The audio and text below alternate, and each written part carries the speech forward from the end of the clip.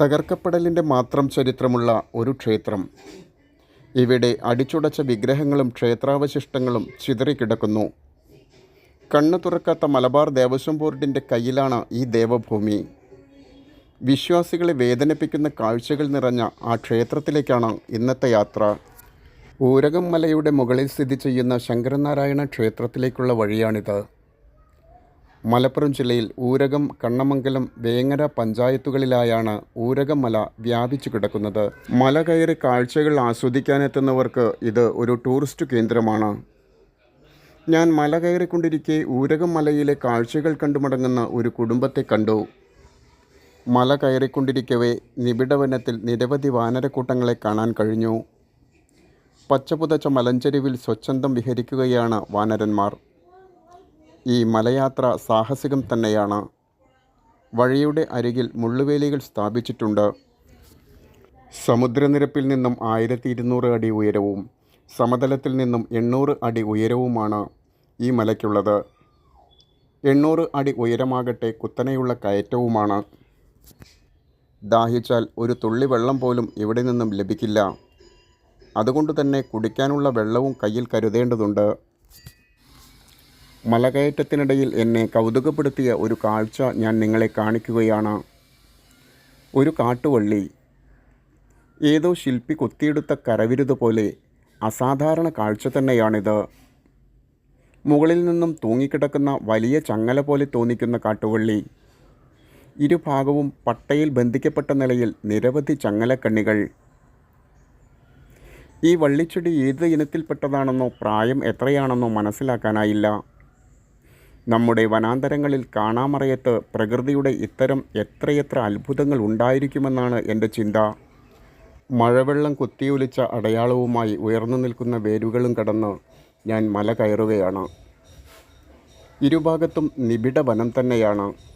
ചെറിയ കാട്ടുജീവികളും സർപ്പങ്ങളും ഇവിടെ അധിവസിക്കുന്നുണ്ട്. മലമുകളിലൂടെ വൈദ്യുതി പോസ്റ്റുകളുണ്ട്. അവ വീടുകളിലേക്കും കരിങ്കൽ കോറുകളിലേക്കും ഉള്ളതാണെന്ന് തോന്നുന്നു. ഇവിടെ ഒരു മുളങ്കൂട്ടവും വലിയ കരിങ്കൽ പാറകളുമുണ്ട്. മല കയറുന്നവരുടെ ഒരു ഇടത്താവളമാണിത്. വനയാത്രയുടെ അനുഭൂതി പകരുന്ന മലയാത്ര തന്നെയാണ് ഊരകം മലകയറ്റം. അല്പനേരം വിശ്രമിച്ച് ഞാൻ വീണ്ടും മല കയറാൻ തുടങ്ങി. അകലെ ഒരു ചെറിയ റബ്ബർ എസ്റ്റേറ്റ് കാണുന്നുണ്ട്. ഒരു സ്വകാര്യ വ്യക്തിയുടെ കയ്യിലാണ് ഈ മലഞ്ചെരുവ്. ഇവിടെ വെച്ച് എന്തെങ്കിലും സംഭവിച്ചാൽ പോലും ആരും അറിയില്ല. അത്രയ്ക്ക് വിജനവും നിശബ്ദവുമാണ് ഇവിടുത്തെ അന്തരീക്ഷവും പ്രകൃതിയും. ഊരകം മല കയറുന്നവരെ നിരീക്ഷിക്കാനും സംശയിക്കുന്നവരെ ചോദ്യം ചെയ്യാനും മലയുടെ താഴ്വാരത്തിൽ ആളുകളുണ്ട്. മലയുടെ ചുറ്റിലുമുള്ള കരിങ്കൽ ക്വാറികളുടെ സംരക്ഷണ ചുമതലയുള്ളവരാണ് അവരൊക്കെയും. പാറ പൊട്ടിക്കുകയും പാറപ്പൊടി നിർമ്മിക്കുകയുമൊക്കെ ചെയ്യുന്ന 300ഓളം ക്വാറികളാണ് താഴ്വാരത്തിലുള്ളത്. വയർലെസ് സംവിധാനം പോലും ക്വാറികളിൽ ഉണ്ടെന്നാണ് അറിയാൻ കഴിഞ്ഞത്. ഞാൻ മലയുടെ താഴ്വാരത്തിൽ എത്തിയപ്പോഴും നിരീക്ഷകർ ബൈക്കിൽ എത്തിച്ചേർന്നിരുന്നു. മല കയറുന്നതിൻ്റെ ഉദ്ദേശലക്ഷ്യങ്ങൾ ചോദിച്ചറിഞ്ഞു. ശങ്കരനാരായണ ക്ഷേത്രം ചിത്രീകരിക്കാനാണ് എത്തിയതെന്ന് പറഞ്ഞപ്പോൾ അവർ തിരികെ പോവുകയും ചെയ്തു. എന്നാൽ ക്വാറികളുടെ വീഡിയോ എടുക്കരുതെന്ന ഒരു നിർദ്ദേശവും അവരിൽ നിന്നും ഉണ്ടായി. തകർക്കപ്പെട്ട ക്ഷേത്രങ്ങൾ തേടിയുള്ള യാത്രക്കിടയിൽ ഇത്തരത്തിൽ നിരവധി പ്രതിസന്ധികൾ എനിക്ക് നേരിടേണ്ടി വന്നിട്ടുണ്ട്. അങ്ങനെ 800 അടി കുത്തനെയുള്ള കയറ്റം കയറി ഊരകം മലയുടെ ഉപരിതലത്തിൽ എത്തിക്കഴിഞ്ഞു. മലമുകളിലെ ശങ്കരനാരായണ ക്ഷേത്രമാണ് ഇപ്പോൾ നമ്മൾ കാണുന്നത്. ഇവിടെ ഒരു ബോർഡുണ്ട്. തെളിച്ചമില്ലാത്ത എഴുത്ത് വായിച്ചെടുത്താൽ ശങ്കരനാരായണ ക്ഷേത്രം എന്ന് മനസ്സിലാവും. പൂർണ്ണമായും കരിങ്കല്ലിൽ നിർമ്മിച്ച ക്ഷേത്രത്തിൻ്റെ ശ്രീകോവിൽ ചതുരത്തിലുള്ളതാണ്. 2000ഓളം വർഷം പഴക്കമുള്ള ക്ഷേത്രമാണിത്. അതുമായി ബന്ധപ്പെട്ട ഒരു ശിലാലിഖിതം ഇവിടെയുണ്ട്. പൂർണ്ണമായും തകർക്കപ്പെട്ട നിലയിലാണ് ഈ ക്ഷേത്രം. ചിതറിക്കിടക്കുകയാണ് ഇപ്പോഴും ക്ഷേത്രഭൂമിയിലെങ്ങും ഈ ക്ഷേത്രത്തിൻ്റെ അവശിഷ്ടങ്ങൾ. തിരുവർച്ചനാംകുന്ന് എന്ന പേരിലും തിരുവോണമല എന്ന പേരിലും ശങ്കരനാരായണ ക്ഷേത്രം അറിയപ്പെടുന്നുണ്ട്. 2000 വർഷത്തെ പഴക്കമുണ്ടെങ്കിലും പ്രതിഷ്ഠ നടത്തിയതിൻ്റെ ചരിത്രം 1300 വർഷം മുമ്പുള്ളതാണ്. 5 ഊരുകളുടെ ചൈതന്യമായ ഈ ദേവഭൂമിയുടെ ചൈതന്യം തിരിച്ചറിഞ്ഞത് തൃശ്ശൂർ നടുവിൽമഠം സ്വാമിയാരാണെന്നാണ് വിശ്വാസം. അദ്ദേഹമാണ് ഇവിടെ പ്രതിഷ്ഠ നടത്തിയത്. ദാനരൂപേണ ക്ഷേത്രത്തിന് സ്വത്ത് ലഭിച്ചതിനെ തുടർന്ന് തിരു അർച്ചനാം കുന്ന് എന്ന പേരുണ്ടായി. പിന്നീട് തിരുവർച്ചനാം കുന്ന് ദേവസ്വവും നിലവിൽ വന്നു. നടുവിൽമഠം സ്വാമിയാർ തൃശ്ശൂരിൽ നിന്നും 5 കുടുംബങ്ങളെ ഇവിടെ കൊണ്ടുവന്ന് ക്ഷേത്രപരിപാലനത്തിന് ചുമതലപ്പെടുത്തി. പിൽക്കാലത്ത് ഈ കുടുംബങ്ങൾ തമ്മിലുണ്ടായ പടലപ്പിണക്കമാണ് ക്ഷേത്രത്തിന് വന്നു ചേർന്ന ആദ്യത്തെ ശോച്യാവസ്ഥ. പിന്നീട് ഈ ക്ഷേത്രഭൂമി പൂർണ്ണമായും അന്യാധീനപ്പെട്ടു. ഊരകമ്മല പൂർണ്ണമായും തിരുവർച്ചനാംകുന്ന് ദേവസ്വത്തിൻ്റേതായിരുന്നുവത്രേ. ശങ്കരനാരായണ ക്ഷേത്രത്തിൻ്റെ ഉടമസ്ഥാവകാശ രേഖയിൽ ഷെർലി തോമസ് എന്നാണ് കാണുന്നത്. ഈ മലയുടെ താഴ്വാരത്തിൽ ഇപ്പോൾ ഉയർന്നു കേൾക്കുന്നത് പാറമടകളിലെ വെടിയൊച്ചയാണ്. പൂരം നടക്കുന്ന സ്ഥലത്ത് എത്തിപ്പെട്ട പ്രതീതിയാണ് നമുക്കുണ്ടാവുക. ഇടതടവില്ലാതെ വെടിമുഴക്കം ചുറ്റിലുമുണ്ട്. 1921 നടന്ന മാപ്പിള കലാപകാലത്ത് ഈ മലയുടെ താഴ്വാരത്തിൽ ഉയർന്നിരുന്നത് മരണഗന്ധവും നിലവിളിയുമായിരുന്നു. ഈ മലയുടെ ഉപരിതലത്തിൽ വാരിയംകുന്നൻ കുഞ്ഞഹമ്മദ് ഹാജിയുടെ നേതൃത്വത്തിലുള്ള മാപ്പിള ലഹളക്കാർ കേന്ദ്രീകരിച്ചിരുന്നു. ഇതിൻ്റെ താഴ്വാരത്തിൽ കിളിനക്കോട്ട് കിണർ എന്നു പേരുള്ള കുപ്രസിദ്ധിയാർജിച്ച ഒരു കിണറുണ്ട്. മതം മാറാൻ വിസമ്മതിച്ച നിരവധി ആളുകളെ ഈ കിണറ്റിൽ വെട്ടിക്കൊന്ന ചരിത്രമാണുള്ളത്. 1973 ഒക്ടോബർ 22 മാപ്പിള ലഹള അനുസ്മരണ സുവനീറിൽ ഊരകത്തെ തിരിയങ്ങര വീട്ടിൽ മാണിയം തൊടി ചങ്ങരു ആ അനുഭവക്കുറിപ്പുകൾ പറയുന്നതിങ്ങനെയാണ്. എന്നെ ലഹളത്തലവനായ വാരിയംകുന്നൻ കുഞ്ഞഹമ്മദ് ഹാജിയും സംഘവും പിടികൂടി ഊരകം മലയുടെ താഴ്വാരത്തിലെത്തിച്ചു. അവിടെ കിളിനക്കോട്ട് പറമ്പിലെ കിണറ്റുവക്കിലാണ് എത്തിച്ചത്. മതം മാറാം എന്ന് പറഞ്ഞപ്പോൾ എന്നെ വധിച്ചില്ല. എന്നാൽ മതം മാറാൻ വിസമ്മതിച്ച കല്ലിങ്ങൽ തൊടി ഇട്ടിച്ചിരിയമ്മയുടെ മകൾ മാധവിയമ്മയുടെ ഭർത്താവ് പിരിയാത്ത് ഉപ്പൻകുട്ടി നായർ, ശിങ്കാരത്ത് ഗോവിന്ദൻ നായർ എന്നിവരുടെ തലവെട്ടി കിണറ്റിലിട്ടു.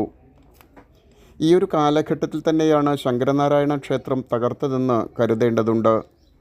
നമുക്ക് ക്ഷേത്രത്തിൻ്റെ മറ്റ് കാഴ്ചകളിലേക്ക് കൂടി കടക്കാം. തകർത്തു കളഞ്ഞ ക്ഷേത്രത്തിൻ്റെ ശ്രീകോവിലിന് മീതെ പ്ലാസ്റ്റിക് ഷീറ്റ് വലിച്ചു കിട്ടിയിരിക്കുന്നു. അതിനുമീതെ തകർക്കപ്പെട്ട ഒരു സുബ്രഹ്മണ്യ വിഗ്രഹവും വെച്ചിരിക്കുന്നു. ക്ഷേത്രവളപ്പിൽ നിന്നും കണ്ടെടുത്ത വിഗ്രഹമാണിത്. ശങ്കരനാരായണ ക്ഷേത്രത്തിൻ്റെ ശ്രീകോവിലിൻ്റെ ഉൾവശമാണിത്. പീഠം അടിച്ചുടച്ച നിലയിലാണ്. ഇതുവഴി വന്ന ഏതോ ഭക്തനർപ്പിച്ച പൂക്കൾ തകർന്ന പീഠത്തിൽ ചിതറിക്കിടക്കുന്നത് കാണാം. ക്ഷേത്രവിശ്വാസികളായ ഹിന്ദു സമൂഹം അനുഭവിക്കുന്ന അവഗണനയുടെ പരിച്ഛേദമാണ് ശങ്കരനാരായണ ക്ഷേത്രം. ശങ്കരനാരായണ ക്ഷേത്രത്തിൻ്റെ തെക്കുഭാഗത്ത് ഉപക്ഷേത്രങ്ങളുണ്ട്. കരിമ്പാറക്കൂട്ടങ്ങളും കൽപ്പടവുകളും കയറി ചെന്നാൽ അവിടെ എത്താം. അവിടുത്തെ കാഴ്ചകൾ കൂടി ചിത്രീകരിക്കാൻ ഞാൻ തീരുമാനിച്ചു. കൽപ്പടവുകൾ കയറുമ്പോൾ കണ്ട ഒരു കാഴ്ചയാണിത്. ഊട്ടുപുരയോ മറ്റോ ആണ് ഇതെന്ന് തോന്നുന്നു. അടുത്ത കാലത്ത് നിർമ്മിച്ച ഒരു നിർമ്മിതി. കാറ്റിൽ തകർന്നു വീണതായിരിക്കണം. ഇവിടെയാണ് ശങ്കരനാരായണ ക്ഷേത്രത്തിലെ ഉപക്ഷേത്രങ്ങൾ. ചുറ്റമ്പലത്തിൻ്റെ മതിലിനോട് ചേർന്ന് നടന്നു ചെന്നപ്പോൾ കണ്ടത് പുനരുദ്ധാരണം മുടങ്ങിയ ക്ഷേത്ര സങ്കേതമാണ്. 2 ഉപക്ഷേത്രങ്ങളാണ് ഇവിടെയുള്ളത്. ഇത് ശാസ്താവിൻ്റെ ഉപക്ഷേത്രമാണ്. ഇവിടെ ഒരു പീഠത്തിൽ ശാസ്താവിൻ്റെ അപൂർവ വിഗ്രഹം കാണാം. ചെറിയ ഒരു പൂർണ്ണകായ വിഗ്രഹം. ശബരിമലയിലെ അയ്യപ്പ വിഗ്രഹത്തിന് സമാനമാണിത്. തകർന്ന 3 വിഗ്രഹങ്ങൾ ഇതിനകത്ത് വേറെയുമുണ്ട്. സർപ്പത്തിൻ്റെ നെറുകയിൽ ചവിട്ടിയ വിഗ്രഹത്തിൻ്റെ ഒരു ഭാഗവും മറ്റൊരു വിഗ്രഹത്തിൻ്റെ നെഞ്ചിനുമീതെയുള്ള ഭാഗവും മാത്രമുള്ള വിഗ്രഹങ്ങൾ. 100 ഏക്കറയിലധികം ഭൂമി ശങ്കരനാരായണ ക്ഷേത്രത്തിന് സ്വകാര്യ വ്യക്തിയിൽ നിന്നും വിട്ടുകിട്ടിയിട്ടുണ്ടെങ്കിലും ശനിദശ മാറാതെ കിടക്കുകയാണ് ഈ ക്ഷേത്ര സമുച്ചയം. 2010 ഭക്തജനങ്ങൾ ഉപക്ഷേത്രങ്ങളുടെ പുനരുദ്ധാരണം തുടങ്ങിയെങ്കിലും പൂർത്തിയാക്കാൻ കഴിഞ്ഞില്ല. ഇത് ഉപദേവനായ ഹനുമാൻ സ്വാമിയുടെ ഉപക്ഷേത്രമാണ്. ഇതിനകത്ത് വിഗ്രഹങ്ങളില്ല. ഒരു ശിലയും ഒരു പാദത്തിൻ്റെ ഭാഗവും മാത്രമാണ് അവശേഷിക്കുന്നത്. 80 വർഷം മുമ്പ് ശങ്കരനാരായണ ക്ഷേത്രം സാമൂഹ്യവിരുദ്ധർ തീവച്ച് നശിപ്പിച്ചു. അന്നത്തെ പൂജാരി ശങ്കരനാരായണ സ്വാമിയുടെ പഞ്ചലോഹത്തിടമ്പ് അക്രമികൾക്ക് വിട്ടുകൊടുക്കാതെ താഴ്വാരത്തിലേക്ക് സുരക്ഷിതമായി കൊണ്ടുവന്നു. താഴ്വരയിൽ മഠത്തിൽ കുളങ്ങര അയ്യപ്പ ക്ഷേത്രമുണ്ട്. തിടമ്പ് അവിടെ സൂക്ഷിച്ചു. തുലാമാസത്തിലെ തിരുവോണനാളിലാണ് ശങ്കരനാരായണ ക്ഷേത്രത്തിൽ പ്രതിഷ്ഠ നടന്നത് എന്നാണ് വിശ്വാസം. എല്ലാ തുലാമാസത്തിലും താന്ത്രിക വിധിപ്രകാരം തിരുവോണനാളിൽ അയ്യപ്പക്ഷേത്രത്തിൽ നിന്നും തിടമ്പ് ശങ്കരനാരായണ ക്ഷേത്രത്തിലെത്തിക്കും. തിരുവോണമല കയറ്റം എന്ന പേരിൽ പ്രസിദ്ധമാണ് ഈ തിടമ്പ് ഘോഷയാത്ര. 10,000-കണക്കിന് ആളുകളാണ് ഊരകം മല കയറി ക്ഷേത്രദർശനം നടത്താറുള്ളത്. ശബരിമല കഴിഞ്ഞാൽ ഏറ്റവും ഉയരം കൂടിയ മലയിലെ ക്ഷേത്രമാണിത്. മലപ്പുറം ജില്ലയിലെ ഏറ്റവും ഉയരം കൂടിയ മലയും ഊരകം മലയാണ്. 2000 വർഷം പഴക്കമുള്ള ഒരു ക്ഷേത്ര സമുച്ചയം ആരും തിരിഞ്ഞു നോക്കാതെ അനാഥമായി കിടക്കുന്നത് കാണുമ്പോൾ ലജ്ജ തോന്നുകയാണ്. ഈ ക്ഷേത്രം ഇതേ രീതിയിൽ തന്നെ നിലനിർത്താനാണോ തീരുമാനമെന്ന കാര്യത്തിൽ മറുപടി പറയേണ്ടത് മലബാർ ദേവസ്വം ബോർഡാണ്. ഇത്തരം ക്ഷേത്രഭൂമികൾ നിങ്ങൾ എന്തിനാണ് അനധികൃതമായി കൈവശം വച്ചിരിക്കുന്നത്? ഈ ക്ഷേത്രം പുനരുദ്ധാരണം ചെയ്യാൻ നിങ്ങൾ ആരെയാണ് ഭയക്കുന്നത്? എൻ്റെ മനസ്സിൽ ഈ ചോദ്യം ഉയരുമ്പോൾ തെളിയുന്ന ഒരു ചിത്രമുണ്ട്.